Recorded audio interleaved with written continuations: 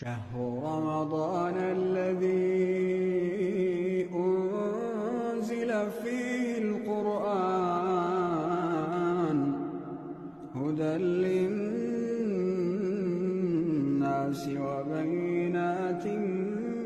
من الهدى والفرقان فمن شهد منكم الشهر فليصمه ومن كان مريضا أو على سفر فعدة من أيام أخر يريد الله بكم اليسر ولا يريد بكم العسر ولتكملوا العدة ولتكبروا